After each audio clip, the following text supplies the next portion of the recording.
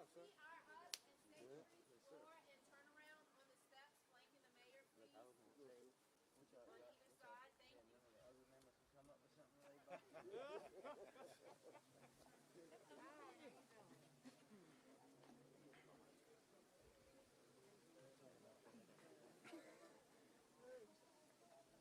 come up with something like that? I just heard a rumor.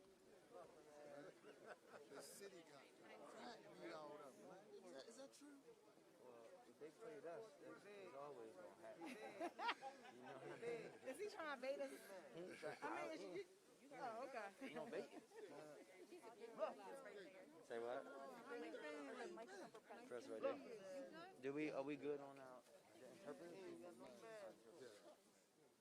Okay. All right. Good morning, everyone. Come on, y'all. We in Park Heights. Good morning, everyone. Good morning. There we go. I know some of you coming from other parts of the city, but we're a little loud and proud in Park Heights. Welcome to Park Heights, my childhood neighborhood.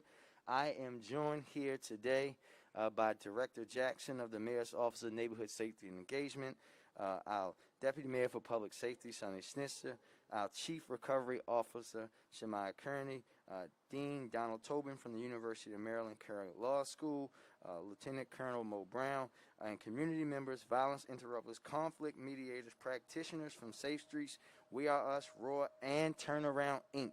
And I want to thank everyone for being here this morning. We are here today for the second in a series of investment announcements focused on my administration's top priorities. Last week, I announced on the very first investment of our ARPA funds, $80 million towards public health and our ongoing fight against COVID-19. And let me again express my deep gratitude and support to our entire federal delegation, the best in the Congress, and President Biden and Vice President Harris for this investment into Baltimore. Baltimore has a historic opportunity as a result of that continued partnership and advocacy. This morning announcement, however, centers on one of my most urgent responsibilities as mayor and something that has been a pressing issue for Baltimore since I was a little kid running around here with a snot nose: violence. Reducing violence and building a safer Baltimore.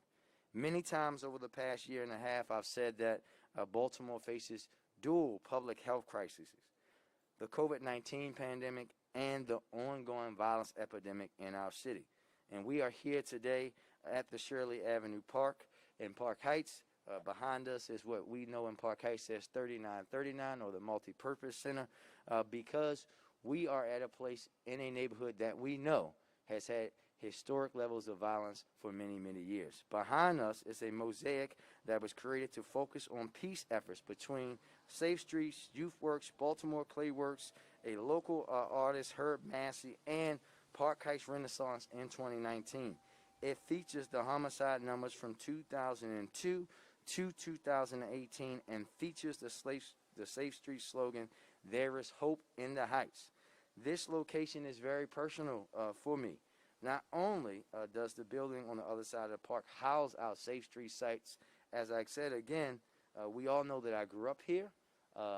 My family went to 3939 for resources. I remember coming here with my mom and my two younger brothers for WIC. As you all know, I went to elementary school at Malcolm X down the street, and remember even when one of our teachers, Miss Lombardi, was shot at this corner of Shirley and Reisterstown Road. It's very personal for me. This is a neighborhood where I have had many, many wonderful times, where my family still runs two businesses, but also where I have lost many friends, where people I know aren't here, where people I know are struggling with addiction and other things that we know have plagued our city. We know that this is not too far from here is where I saw my first shooting before I was 10 years old. And I know firsthand how growing up in a violent neighborhood can really change you.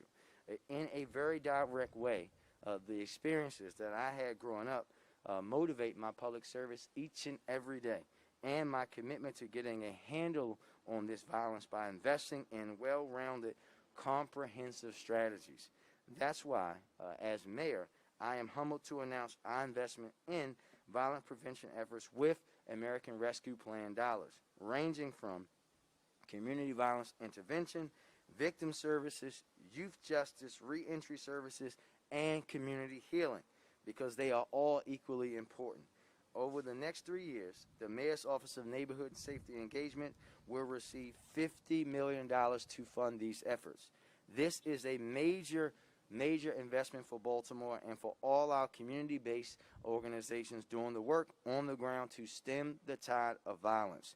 Curing Baltimore, not solving, curing Baltimore of violence is my top priority as mayor, and the dollars we invest in today in this vision based in equity, healing, public health, and trauma-informed practices will build safer neighborhoods today while paying even deeper dividends in the future.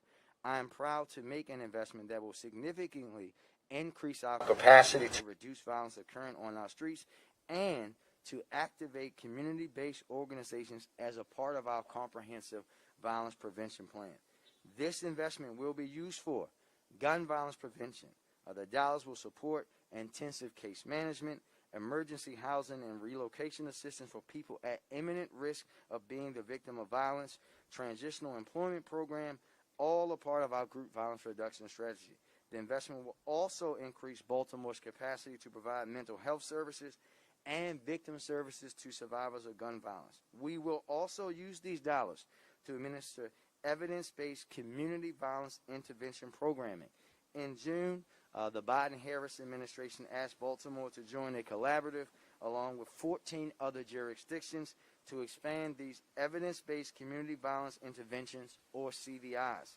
Through this work, we will grow Baltimore's on-the-ground capacity to directly intervene in conflicts and disputes before they escalate to violence. MONSE will administer more than 30 grants and contracts to community-based organizations to administer these CVI-based programming.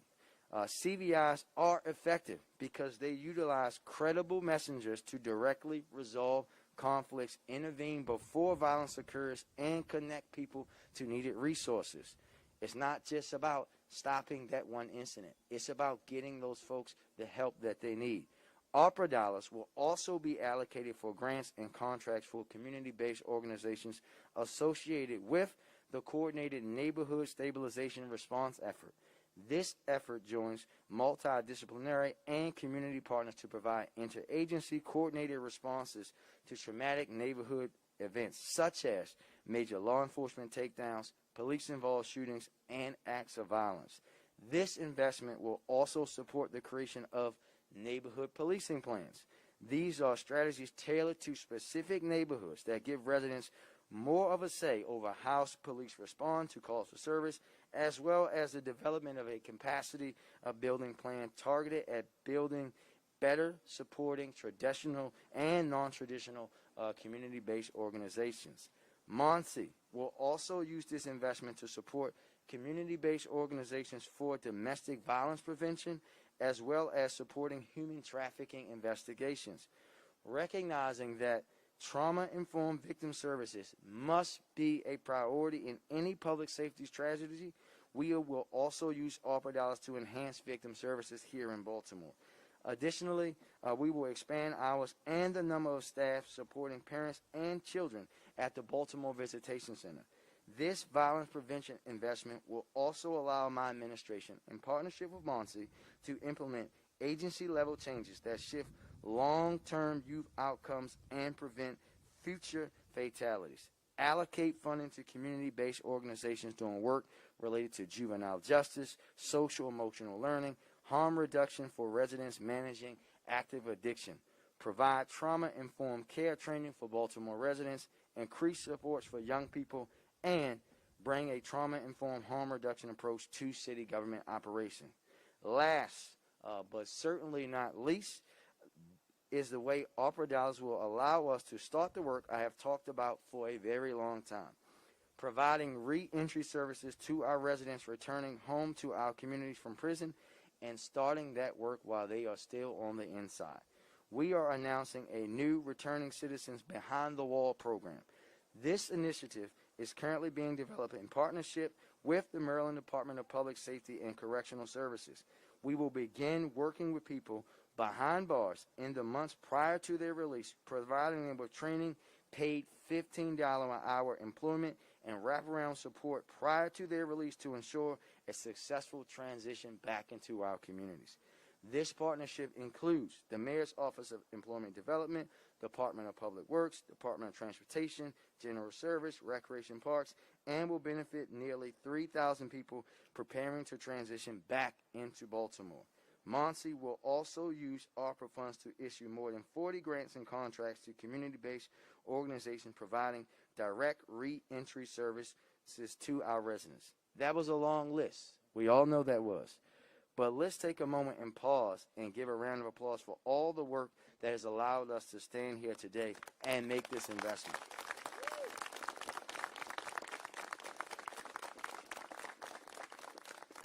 Because this is about expanding the great work that the organizations you see represented today and those who are not here today have already started and been doing for many years in Baltimore.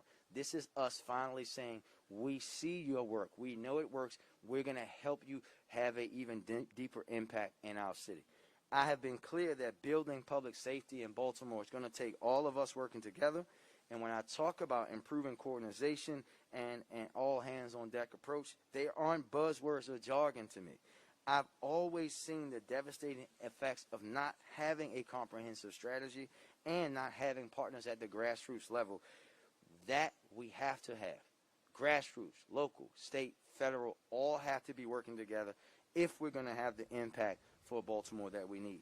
This allocation is about investing in our people, investing in neighborhoods in the Black Butterfly that have borne the brunt of this violence. There's no mistake in that for far too long, and in the evidence-based strategies that work.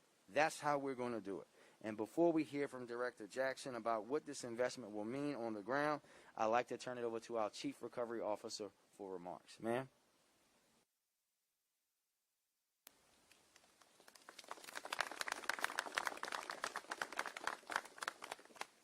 Thank you, Mayor. I'm Shamaya Kearney. I'm the Chief Recovery Officer for the Mayor's Office of Recovery Programs.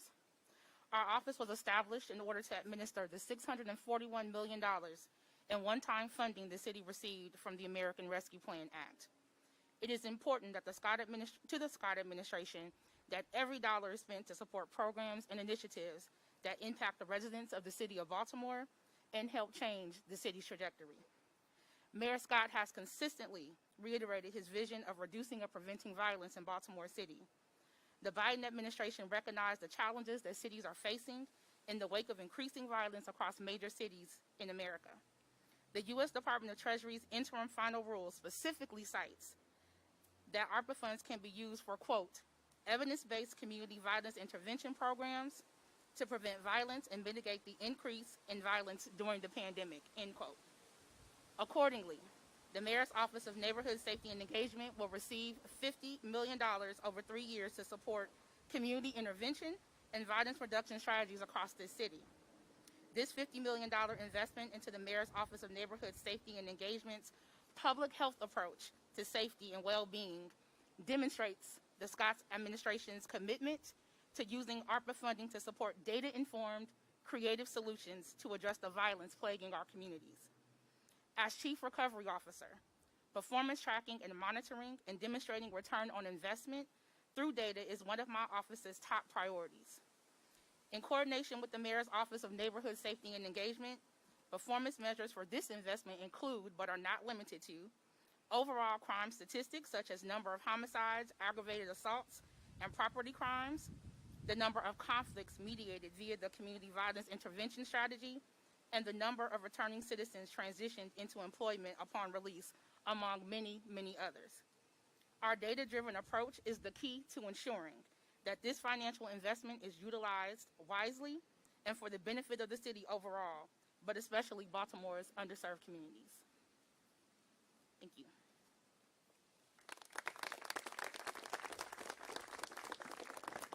Thank you much, Shamaya. We appreciate the emphasis that you and your team have put on building a transparent and accountable process rooted in equity and benefiting our residents and communities, especially those that have been left behind as we go through the process of administering these funds.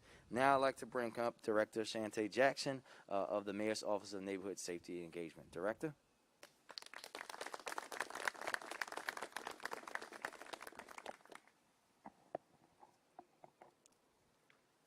Thank you, Mayor Scott and Director Kearney. Did you all get goosebumps? I got goosebumps. Good morning, everyone. First, I'd like to start by acknowledging a few of our community-based partners who are with us today. I'm grateful to be joined by Safe Streets team members from Baltimore's 10 sites, by We Are Us, Roar, and Turnaround Inc. The work that you all do every single day in and for our city is invaluable. Know that we appreciate your dedication, your sacrifice, and your love of our city. The Mayor's Office of Neighborhood Safety and Engagement is so very excited, I can't tell you how excited we are, about this unprecedented investment in violence prevention in our city. This is exactly what Baltimore needs. The streets, our residents, and our neighborhoods are depending on us not only to end gun violence, but to also do the work further upstream associated with healing our communities, with providing real justice, with ensuring high-quality lives for all Baltimoreans, regardless of their zip code. We're only able to do this when we all come together to co-produce public safety. We're more powerful when we work together, and Mayor Scott's investment demonstrates a commitment to that partnership and knowing that it's necessary for us not to just reimagine our city, but to create the systems and the structures that we need to do that. As the mayor reminded folks, we released a 5-year violence prevention plan in July. The first pillar of that plan is where much of our investments will be, and rightfully so. Pillar 1 is the implementation of a public health approach to public safety. It's where we're able to deliver the most direct services and ultimately the most impact. Monty's been laying the groundwork for this for months. You've already heard from the mayor about the high-level utilization of the funds. So I'm going to take just a couple of minutes to highlight one of our partners, talk to you about how Monty's going to support the work, and then I'm going to give you some hard numbers around the funding allocations. The Rebuild, Overcome, and Rise, or ROAR, with the Center of the University of Maryland, Baltimore, is a one-stop shop in Baltimore City where survivors of crime can access a full range of wraparound legal support services, nurse care management, and mental health services in one place, which research has shown provides the best outcomes for survivors who are often managing a myriad and a complexity of needs. We're lucky to have ROAR here in Baltimore, and ROAR provides 2 vital services, especially useful to those in the city who've lived through the agony of being shot and who often need a lot of support in the aftermath of that shooting. Those services are unique to the entire country. 1, they provide the same direct services, legal, case management, therapy, and nurse care management that they provide to other survivors of violent crime, because they see what many people miss, that people who have been shot have suffered a grievous harm, that they are victims, and that they need to be given the same support and compassion that's offered to victims of other types of crime. And 2, they provide nurse care management that is not only connected to a medical facility.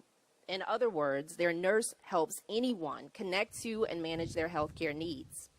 Many medical facilities have this service for patients who are being cared within their facilities, but ROAR is unique because they provide it to anyone who hasn't yet connected to care or who hasn't found a care provider. This has been a vital resource for some of the same survivors of non-fatal gunshots and for survivors of many types of violence.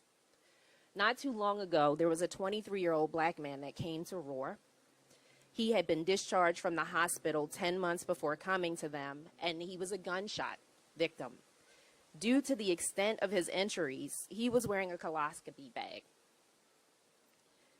Most of his pressing issues he didn't know how to get help with, and he knew that he needed to get a new ostomy bag, but he was embarrassed to leave his house because of the smell. He'd also become very depressed due to his injuries, not feeling comfortable and not being able to earn money. Roar's nurse was able to help him reconnect to care, and they stayed with him through the many months associated with getting surgery to reverse the colostomy. At the same time, Roar's therapist was helping him recover from the trauma of being shot and finding ways to manage his depression. Roar's case manager helped him connect to a job training program, and now he's able to start. Their attorney assisted him and his mother, with whom he now lives, to get in-home assistance with the housing transfer. These are the critical supports that are required to ensure that survivors of gun violence survive. Needless to say, Baltimore's Black Butterfly is wrought with violence and the environmental conditions that contribute to violence. This $50 million investment gives access to resources that Baltimore's never had before. Specifically, gun violence victims will have the opportunity to no longer be seen as the causes of their plight, but as survivors who deserve wraparound supports to sustain their lives in the short term and in the long term. To support this work associated with this funding, Monty will be adding some team members who are going to be responsible for the management and administration of the grants that you heard Mayor Scott talk about, the operational and communal support for the community violence intervention programming, operational and communal support for GVRS, the group violence reduction strategy, management of agency communications, community engagement and special projects, data analysis, performance and evaluation, for criminal justice coordinating council support, for returning citizen support, and for intimate violence coordination and support. To this end, it's important that I share with you all that Monty's launched its grant portal. In fact, in preparation for this announcement, we launched that grant portal on October 1st, and we've already received 10 inquiries from the community. We'll also be hosting a Facebook Live event this Thursday, October 28th, from 6 to 7 p.m. to discuss the portal and to answer any questions that folks might have about our grant process, and we invite everyone to join us. The team and I, in partnership with the Mayor's Office of Recovery Programs, have been really thoughtful about the resource allocation. And so I'm going to wrap up by sharing with you what the designated dollar amounts are for each of these areas. We're investing approximately $22 million in gun violence prevention. We're investing approximately $14 million. I'm sorry, did I say 22 million? Great. I thought I said 22,000 at first. 22 million in gun violence. 14 million in reentry support, $500,000 in juvenile justice, and $5 million in community healing and trauma-informed care. We'll also be investing about $6 million in the administrative support associated with that work. I'll close by saying that there's no more fitting place than here, in front of this Hope in the Heights mural created by Herb Massey, Clayworks, Safe Streets, and Park Heights Renaissance, to honor the lives that have been lost in our city over the years and to renew our commitment to ending gun violence. But in addition to that, making a firm commitment to resourcing the work so that we can get it done right this time. Thank you.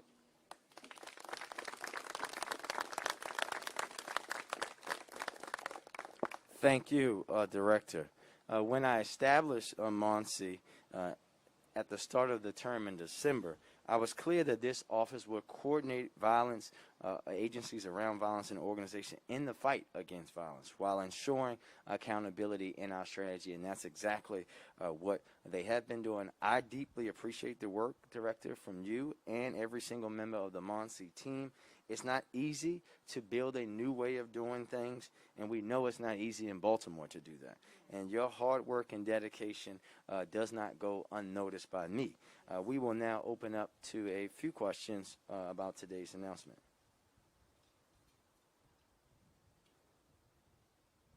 Who's first? Mackenzie? Good morning, Mr. Mayor. Hey, hold on, Mackenzie. You're a little low. Hold on. I got you. Go ahead. Is that better? Yeah, it was on this end. You're good. Okay, I can speak up too.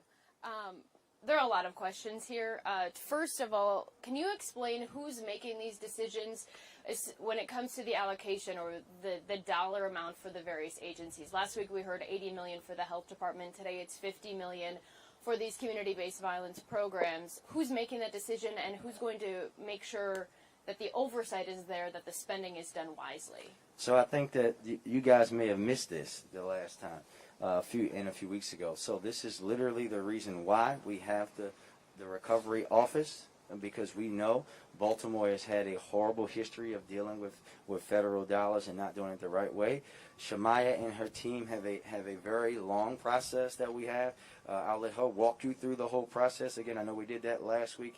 What goes through the proposals are sent in, they're reviewed by folks, they get sent through a process, and they go through a very in-depth process of making sure, first and foremost, that what folks are requesting is absolutely allowed by these dollars first. So I will let Director Shamaya come up and walk you through that process again.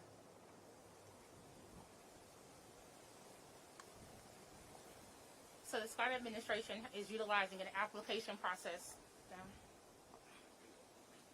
Is using an application process for ARPA funding. It starts off with a proposal, which is generally a high-level idea that an agency will bring to us and let us know what they would like to do with ARPA funding.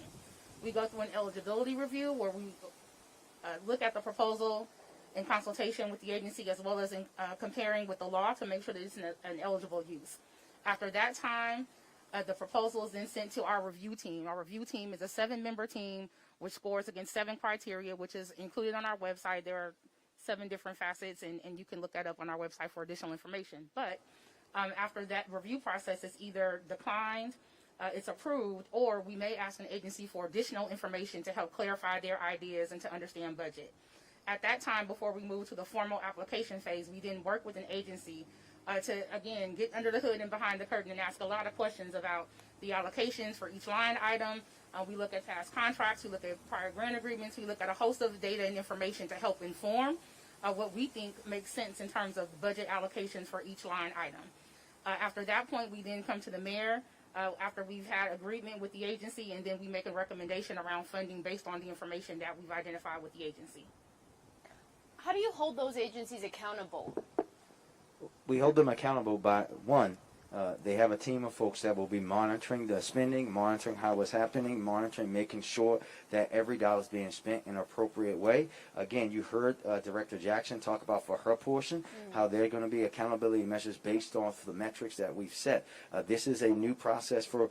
This is the first time the federal government has actually done something like this. But we're going to be making sure that we're holding them accountable for the money, but also for the impact. Both of them. The Chief Recovery Officer, Monsi. Everyone will be held accountable, and I think, Mackenzie, it's important to know that this is why we're doing it this way. We're doing it this way so that we're doing it the right way, not the fast way, not the popular way, but doing what Baltimore hasn't done before, especially when it comes to federal dollars, and making sure that we cross all our T's and dot all our I's. One Next last question. Yeah, you're good. Looking at BPD's investment, we're not hearing anything about BPD recruitment. We know the police department is short officers. We just heard the consent decree monitoring team say last week that it'll be difficult for the city to emerge if the staffing is not boosted. Why not use some of this federal money to help with recruitment and retention for officers? So I think we have to understand, I guess, also, you guys missed yesterday where we started a new academy class and we graduated one on Friday. The police department has a very robust budget, over $500 million, right? We have a very robust recruitment program. They have a fabulous program that we just approved more money for BPD recruitment efforts at the Board of Estimates a few weeks ago. We're going to continue to fund that. We're going to continue to push that. We're also going to continue to adhere to the consent decree, but it's also, Mackenzie, we're going to be going through other processes. You hear me talk about ad nauseum that we continue to overburdening our police officers with things that they shouldn't be responding to, right? We know that Judge Berdar agrees with that. It's in the consent decree that we have to alleviate a call burden off our patrol officers so that they can have time to focus on what they're supposed to do. That also will help with staffing. It's also about the time that they have to be out actually building those relationships with people, focusing on the things that we need them to do, and working through all of this together will help that as well. Thank you. Thank you, ma'am. Next question. Anybody else? I have more. Hold on.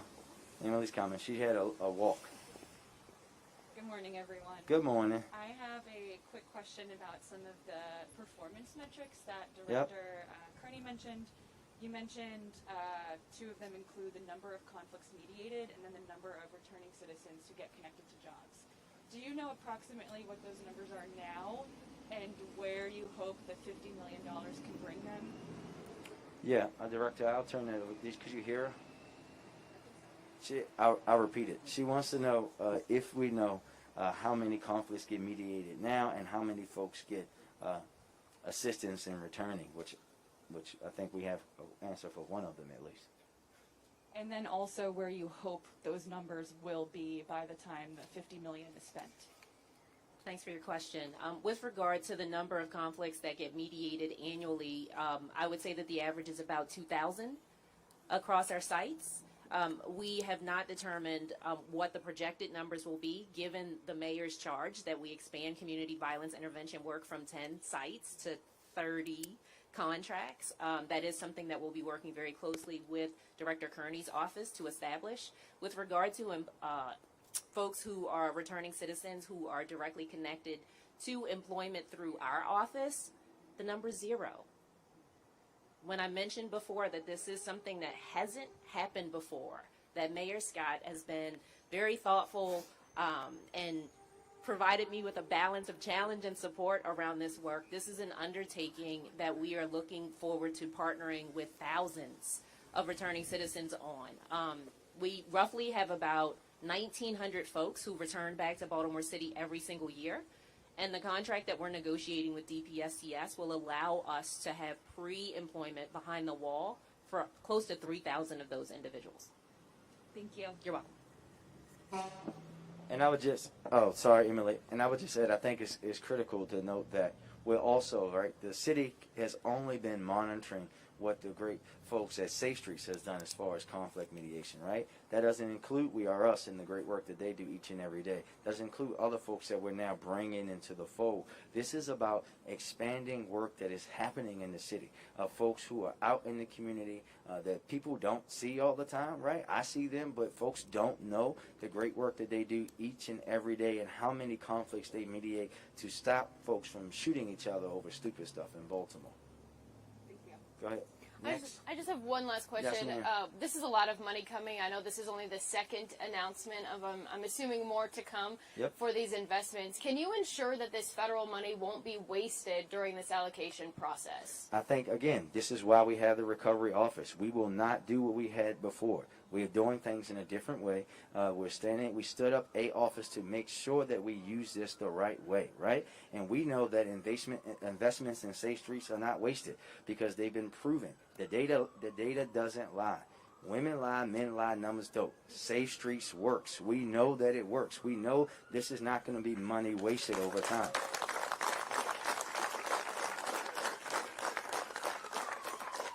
Anybody else? Thank you, everybody. Thank you, Mayor. Thank you.